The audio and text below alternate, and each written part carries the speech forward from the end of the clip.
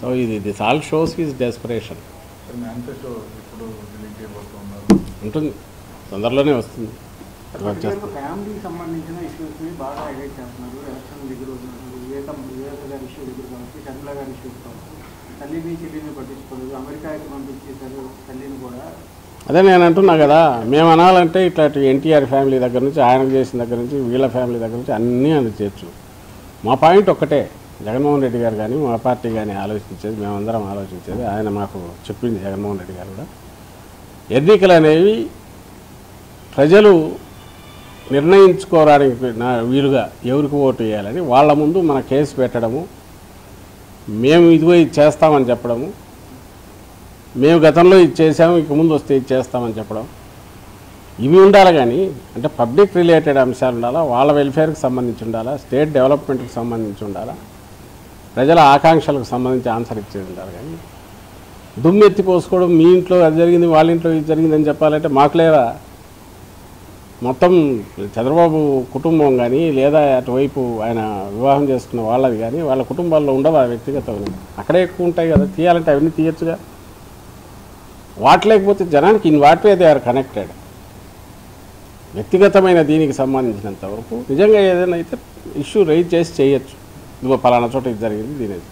కానీ ఇక్కడ ఏమీ జరగకుండానే ఇదిగో ఇదే ఒక అంశంగా తీసి ఇదే ఎన్నికల అంశం పోనీ అదే అంశంగా పోతారా రెఫరెండంగా, అదన్నా చెప్పాలి. మేము ఎన్నికలకు సంబంధించి ఇదిగో మేము ఇదే తీసుకుపోతున్నామని చెప్పాలి. జనమే టీచ్ చేస్తారు, దానికి లెసన్ టీచ్ చేస్తారు. వాళ్ళకి చెప్పడానికి ఏం లేదు.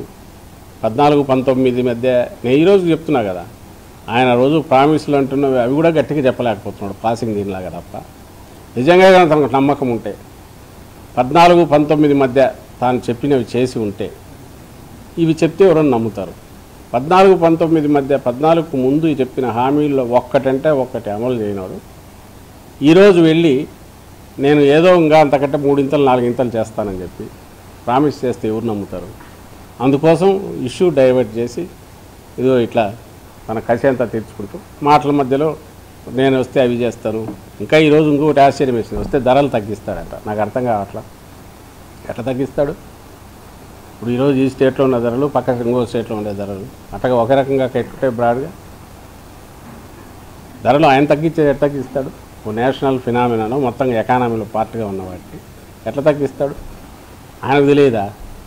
ఊరికే ఒకటి వేసేస్తే రేపు అధికారంలోకి వచ్చినాక అది ఎలాగో జనానికి అర్థమవుతుంది. ముందు ఒకటి భ్రమలో పెట్టడానికి వీలవుతుంది. అందువల్ల నేను వస్తే అన్నీ తగ్గించేస్తా. నాకు మహిళలంటే విపరీతమైన గౌరవం, నాకు పిల్లలంటే చాలా ఇది, నేను అందరి ఒక బంగారు స్వర్ణయుగం తీసుకొస్తాను. మరి 14-19 మంది ఎందుకు తీసుకురాలే?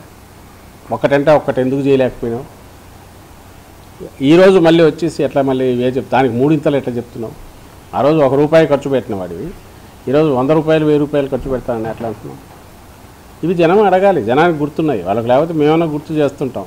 కాబట్టి ప్రజలకు పూర్తి గుర్తున్నాయని ఆయనకు తెలుసు. కాబట్టి వాటి మీద ఎక్కువ మాట్లాడలేకపోతున్నాడు. నిజంగా ధైర్యం ఉంటే వాటి గురించే మాట్లాడే అది ఒక్క సబ్జెక్టుతోనే పోగలడు.